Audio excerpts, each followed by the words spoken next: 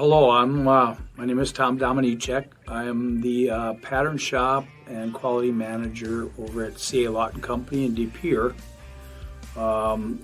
Here to talk about the future of pattern making in the casting industry. The question was asked what the future of pattern making might bring to the manufacturing industry. I believe there's about 5 different areas that we would look at. I believe where it's all going to start is in engineering. Up front, I think in the engineering, the design for the process intended is a very strategic point of designing tooling for any casting in the industry.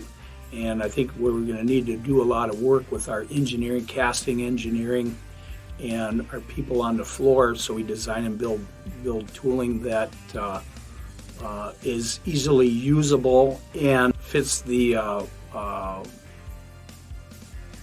foundry that it is designed for. Okay, second point I'd like to talk to is in designing or future pattern making in large casting industry would be reducing lead times, if you will.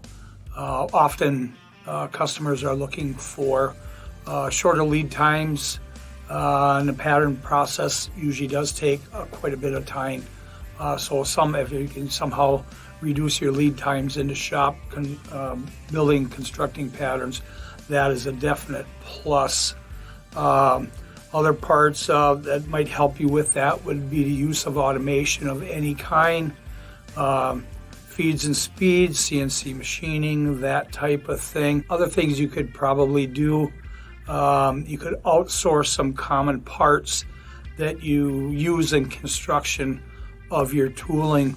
Therefore, your guys in the pattern shop and in the shop area are not expressing their time doing more work on parts that require a lot of labor, where you could have that outsourced and they could be spending more time keying in on the technical side of the pattern making. One of the other things you might want to work on is standardizing your construction. Many builds are similar, although none of them are all identical. But if you standardize your construction and your processes, therefore, you're likely to have a lot more efficiency while constructing a set of tooling through the pattern shop. The other part that I would probably speak to would be standardization and design. And by that I mean you design and build your tooling fitting the process that it's intended for. And often designs of tooling fit that process probably more so than other processes. So you may want to key in on your part families and probably have your design processes meet the needs of those separate part families for the manufacturing facility that you are designing the tooling for. The third point I'd like to talk to about would be the use of smart technologies. By that I mean user-friendly softwares. There are softwares out there that are very bulky and hard to use or take a lot of time to learn. And then there are softwares out there that key in on the industry, especially for the casting industry. Also,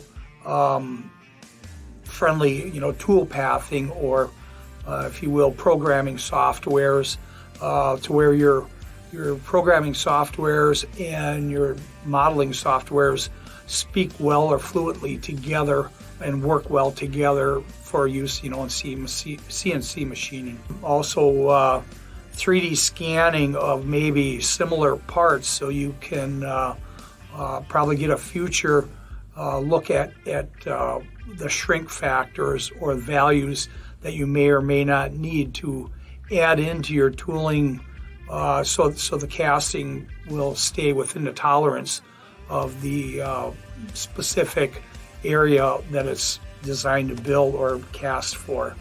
Also, reverse engineering, scanning, 3D modeling, and different types of software for reverse engineering, maybe legacy parts or replacement parts that you might be designing, building, tooling for